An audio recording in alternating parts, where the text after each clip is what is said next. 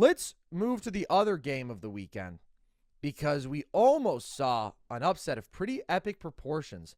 Niners-Packers, Logan. Are you concerned about the Niners after kind of escaping from this one? Definitely, man. I'm concerned about Brock Purdy in really any matchup. When we think about these great teams, I mean, again, quarterback is the most important position in football, and you see what quarterbacks can do for you on the biggest stage. Josh Allen and Patrick Mahomes just put on a clinic. Like, they dictate so much, and I'm worried about Purdy just on a consistency basis because when the Niners needed him, Brock made plays, and I will give him that credit. When the Niners needed him to come through, he came through, and that's valuable. That's clutch. But when you were going to be playing, again, hypothetically, against a Lamar Jackson in a Super Bowl, when you were playing against a Patrick Mahomes in a Super Bowl, we've seen this before. We saw Jimmy Garoppolo. Jimmy Garoppolo had his one shot. Shout out Eminem, man. You get one shot. You know, you gotta do it. He missed Emmanuel Sanders. He missed his opportunity to drive the dagger into the heart of the beast that is Patrick Mahomes. Yeah. You can't miss on your opportunity. And I still just think that Brock Purdy is a limiting factor. This shouldn't have been a close game. And Jordan Love didn't play a great game either. You know what I mean? I thought Jordan Love kind of got bailed out too. This was an ugly quarterback performance. And again, the Niners are a stacked team. All of these teams are stacked. These are the best teams in the National Football League, top to bottom. They're some of the best defenses. They have some of the best skill position talent, some of the best lines. The margin for me is going to be the play of the quarterback. And Yeah.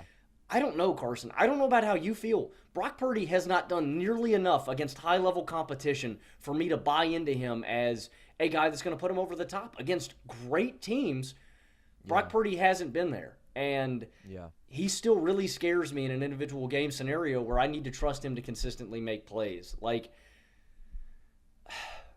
I thought the Niners should have won this game by more. And again, shout out to him for making crucial plays.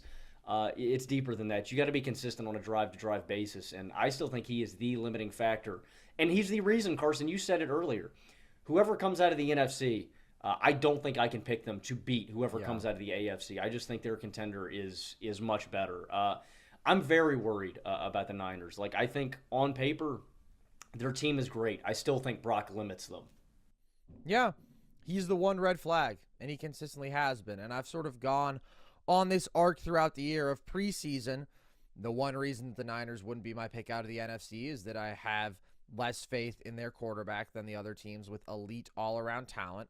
And then we got to a point midseason where it was like, boy, the Niners are so overwhelmingly dominant, and Purdy is playing well enough where I still think they should be the favorite. But now we're back to my fundamental belief, which I probably should have held on to the whole time. The Niners were just a buzzsaw for a stretch there, which is that you need a dude. You need a guy who, against another elite football team and probably against an elite quarterback and a damn good defense, is going to make those couple special plays.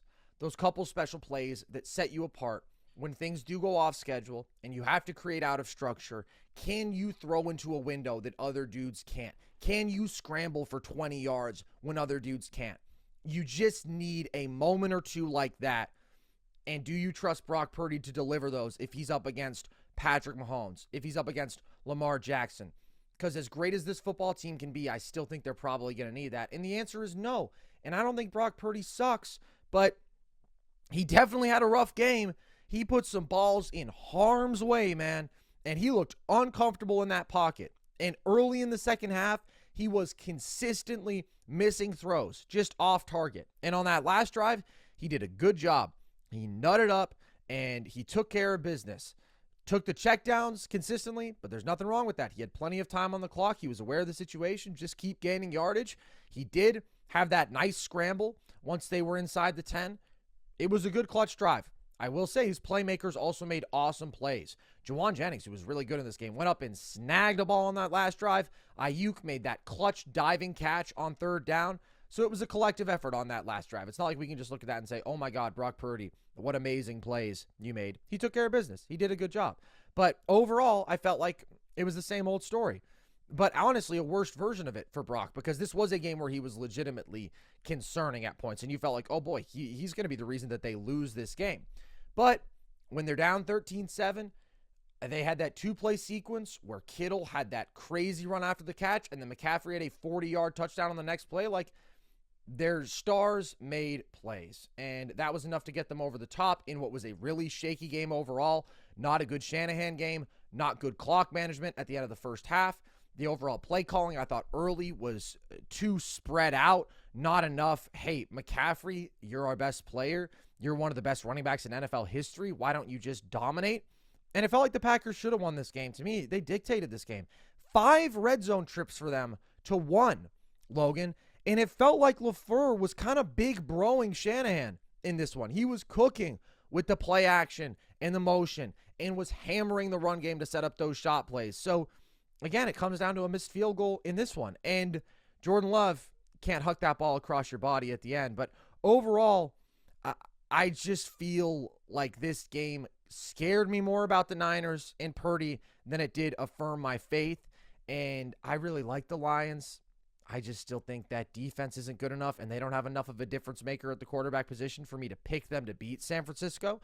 So I still think this is a team that makes the Super Bowl. But that, to me, says more about the NFC, honestly, them having a bye, than it does what we saw from them in this game, because it felt like the Packers were the better team for most of it. Detroit's secondary really does scare me. I won't count them out. I think we're in for a good game. That being said, I won't count them out. Yeah, I think we're due for a good game. I will say, bottom line with the Niners is that if they do end up winning the Super Bowl, somehow, if the Niners get this done, it won't be because of Brock Purdy. It's going to be because of these playmakers going above and beyond. And I do want to touch on that final play. Wow, Carson, doesn't that just remind you, like, I got so many shades of the 2009 NFC title game, or the 08, 09, you know what I mean? The Drew Brees, Brett Favre game, Vikings Saints. 09. And I know that D end is bearing down on Jordan Love, but you just can't throw that ball, man. You either got to tuck it and try to foot race the D end. You either got to get to the sideline, get out of bounds. You got to throw that ball away. You cannot throw across your body in that situation. But I completely agree with you. Green Bay dictated this game in a way I didn't expect them to. And, I mean, I think Detroit's just a better team than Green Bay. If I would pick Detroit to win that game, if Detroit was at home, because that is a crazy environment. Yeah. Ford Field has been rocking every single time that they've been there. But I think I'm going to take San Francisco just because Detroit's not at home. But if they had that advantage, I think I could. But I am scared, man. This is the most human. Even after their skid, I think this is the most human that San Francisco has looked all season long. Yeah, because it's in a big spot, and all of the questions about Brock and Shanahan came creeping back, and good for them. They delivered, and they escaped this one. But I still think the questions with Brock remain, and that's what I can't stand about sports analysis. It's what we're talking about with Josh and the Bills. Josh plays a really good game. Josh has consistently played really good games against the Chiefs. The issue has more than anything been the defense. But people look at the quarterback, and they just attribute everything to that quarterback. Win, loss, doesn't matter how you played throughout. We see the same thing with Brock Purdy, dude. He was compared to Joe Montana after this. Some dude for The Athletic came out and said that was crazy. A Montana-esque drive. That's crazy. It's just insane, dude. He took a bunch of checkdowns. He made one nice play with his legs. He sucked all game other than that. Like, settle down. And I also hate how people, like, conflate the mythology of a franchise with whoever is there right now. All of you goons, all of you idiots, well, okay, maybe, I don't know, maybe not, but who are calling Purdy Joe Montana very well may have been the same people who were saying that Mac Jones was the next Tom Brady, because, Logan, lest we forget how loud that crowd was. We cannot forget, Logan. We must not forget history, or else we will repeat our errors. And guess what? We're repeating our errors. Not me and you, but a lot of people out there. So just settle down. The NFC is, as Abraham Parnassus would say, Adam Driver on SNL. I don't know if you've ever seen that skit. The NFC is weak like H.R. Pickens. That was a rival oil baron of his. They were competing oil barons, and H.R. Pickens was weak. And that's the NFC this year.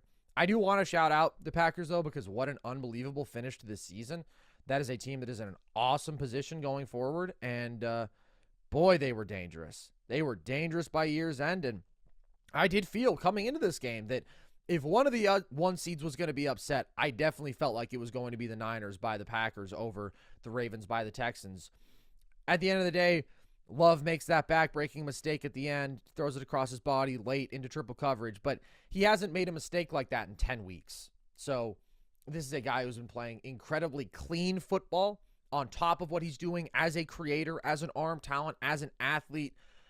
He's just been phenomenal. He's stamped as a franchise guy. He is stamped as a top 10 quarterback in this league for a while. Even if you don't think he's necessarily there right now in a fully healthy league, he's on the cusp, and I think he's going to continue to get better. And I can't remember the last time that a quarterback improved this much within a season, where 5 weeks deep, you're legitimately concerned.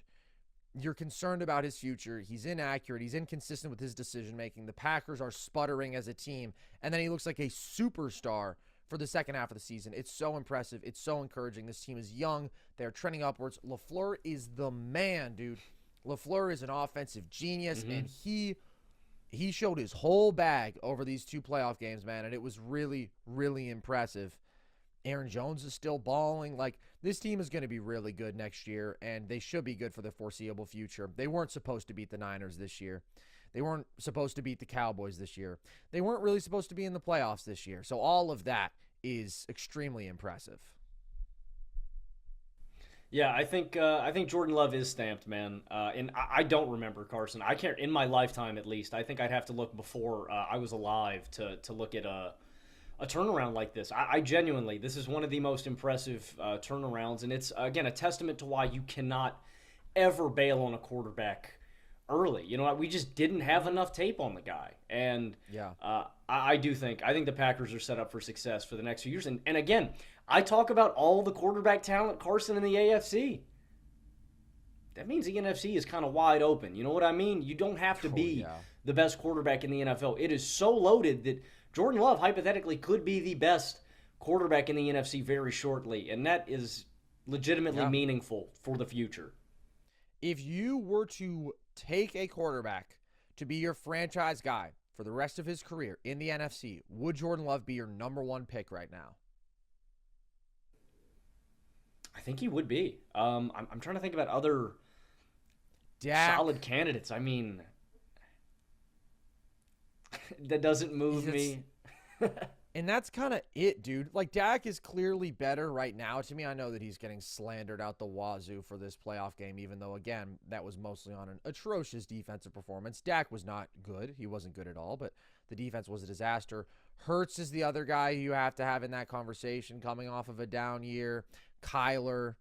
Like, those are the contenders, I feel like. Those are the dudes who are on the talent level.